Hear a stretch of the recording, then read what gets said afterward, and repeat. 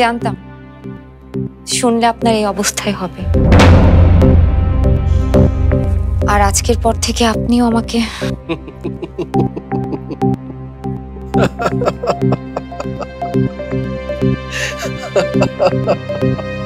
আশ্চর্য, আপনি হাসছেন কেন?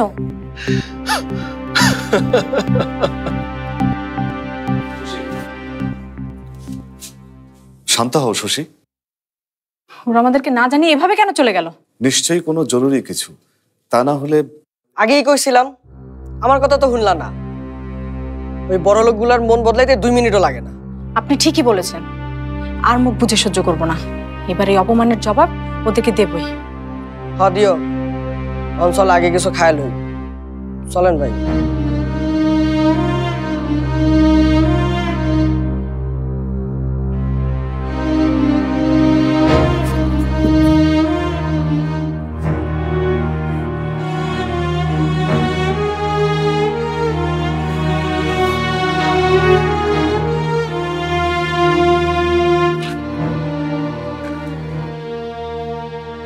তুমি কষ্ট করে এখানে আসতে গেলে কেন? ছেলেটা আসছে, ওর ঘরটা কেমন গোছাচ্ছ একটু দেখবো না? কেন, তুমি না দেখলে আমি ফাঁকি দেব মনে করেছো?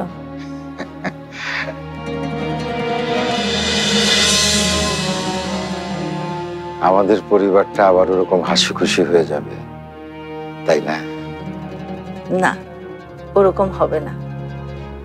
এবার সবার মুখে হাসিটা আরো বাড়বে। আর আর এই ছবিতে আরেকটা নতুন মানুষ যোগ হবে।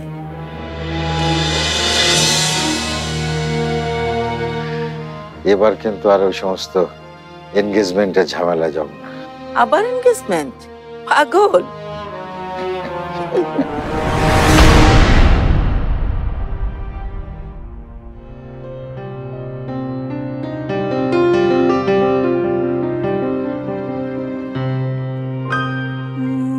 বর্ষা, সব দোষ না আমার। তোমার আপুকে সুস্থ করতে গিয়ে তার মনের ভালোবাসার খবর আমি বের করে এনেছি, কিন্তু উনি যাকে ভালোবাসেন সেই মানুষটা তাকে ভালোবাসে কিনা সেটা আমি একবারও ভেবে দেখি। আপু আবার অসুস্থ হয়ে পড়বে না তো? না না, আমি সেটা হতে দেব না। আমি সব সময় তোমার আপুর পাশে থাকবো।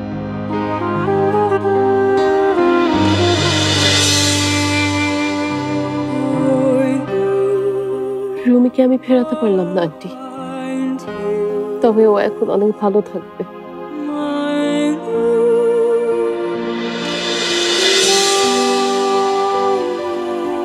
এবার দেখবো মেঘ, কত ঘৃণা তুমি আমাকে করতে পারো। তোমাকে আর কোনোদিন আমি ঘৃণা করব না রুমি। তোমার মনে আমার উপর এত রাগ জমে আছে, সেটা আমি কল্পনাও করতে পারি। কি করব বলো, এটাও তো আমার একটা অসুখ, অথচ